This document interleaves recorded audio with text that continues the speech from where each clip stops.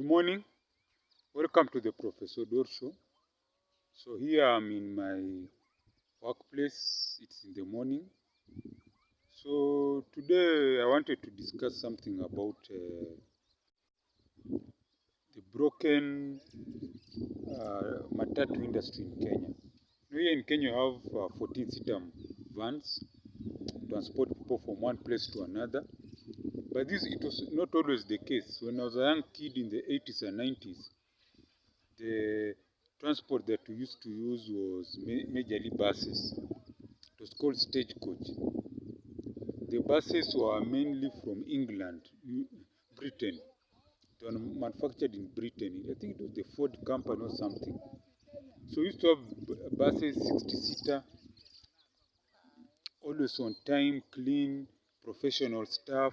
They always had uniform. I remember very well. It should be a blue uniform. So these buses always kept time. They went on schedule. But now, in the early 2000s, something happened. We got a new government. It was a new government. The old party, KANU, was defeated in the election. Then now, when they changed, now they opened up the area, the opposition. Now people got into part. It was known as the NAC coalition. That was 2002. They decided to open up the transport sector. So they brought in a lot of, they allowed many players. First of all, it was mini buses, 25 seaters. They opened, there were so many of them in Kenya. Okay, people saw this is good. More employment for the youth and more transport options. But we didn't know that we opened a Pandora's box. The matatu industry just started to deteriorate. 14-seater. So even someone is joking, if you put anything on the road, as long as it has wheels, people use it. And that's what's happening. The matatu industry has devolved into something you cannot understand. When it started, the 14-seaters were good, well-behaved conductors and all that. But now this has devolved into just chaos. Like today in the morning, I had this incident. We were in a matatu. So there's traffic jam. Now they race each other. In fact, here in Nairobi, if you board a matatu before 10 a.m. and you want to alight, it's a problem. They want you to jump out. So if you're a guy who's easily harassed, people just jump out so that it can move fast and get the next passenger. Which I don't understand, because look at this. You have paid money. They're supposed to stop you, get out. Yes, you are not slow, but to get out in a good way, they move on. But most people just jump out because they're always harassing people to go out. But when you look at the vehicles, they are old, they are in poor condition, meaning that they're not even making money, because in the matatu sector, there's so many parasites around.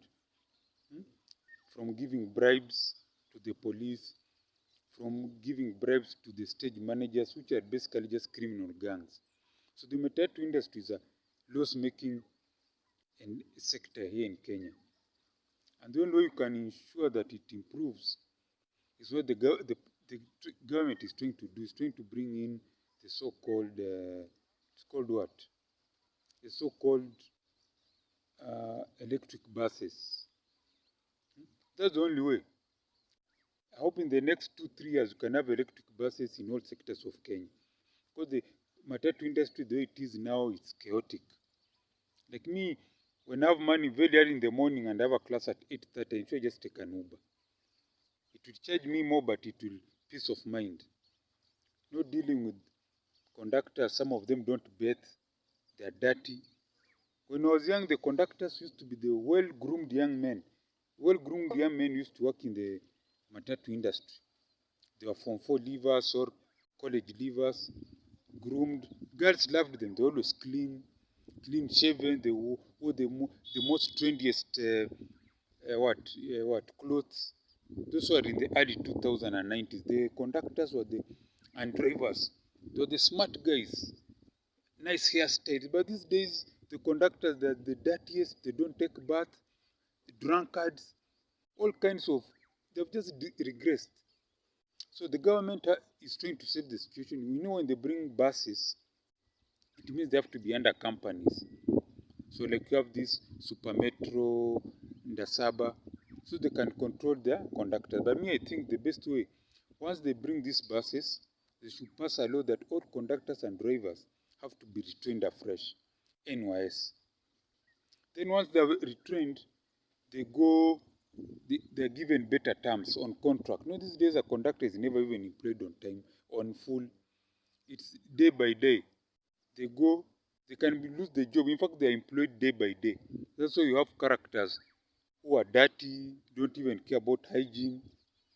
Most of them are, a good number, just criminals, pickpockets. So how do you do? Once you bring those buses, these young drivers and conductors are trained by NYS. Ensure that every driver and conductor is employed on contract and has maybe even 2 years minimum. And then they have medical cover, insurance, they are into circles. So they start seeing as if they are valued. See, when you are valued, you care even the way you look, you eat. Some of them don't even eat. Because the money they get is into drugs, alcohol, and prostitutes. So how do you expect such a person to treat other human beings with decency? They are angry. That's why I was telling you, if I have a class very early before 9, I take an Uber. Just today that I took the matatu. The only time maybe I use the matatu is when my classes start from 11. So I have to use them from maybe 10 o'clock. They have no hurry. It's much more better. But if it's early in the morning, they treat their passengers badly because they are racing. And even this money they are getting, I don't see any product. It's the owner who gets the money. By the time he gets it, the money has gone into loss because the money has been given to driver, to the police, has been given to the gangs that control stages. So it's just a loss-making enterprise. So I'm saying the matatu industry has to change. It's a broken system. It's going nowhere. In fact, I predict if it goes the way it is in the next 5 years, it will have completely collapsed. Because, first of all, they don't have money to maintain the matatus. Because whatever they are getting is to paying off, because they're always causing drama on the roads, paying off the police, paying off criminal gangs. Maintenance is a problem. Most of these matatus can even give you tetanus. They are broken. The people are frustrated. But they do this, they always say, thinkers, Africa don't think. You see, when you bring high capacity buses, 40, 60, 100, you depend on the area. If a area is a highly populated area, you give those 100-seater buses, they can operate on highways. If a place is not very highly populated, 40-seater. And you see now, because it's electric, they're making money. People are paying through cards. So the money is always in the owner is making profit. Drivers, conductors are paid well because there's money. You see, when money is being controlled, there are no leakages. Even these drivers will be paid well. They'll be on contract. They'll start being even owners of things, investors. But as it country now, they see themselves as if they have nothing. It's hand to mouth. And whatever small they get, they waste on alcohol, women, they waste on drugs.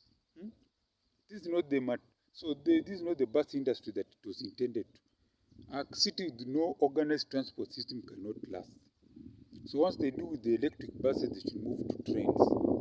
Trains are the best because trains ensure that easy movement, this chaos we have. Yes. So that's why I'm saying the matatu industry is broken. It needs to be fixed. And fixing it cannot even take 1 year.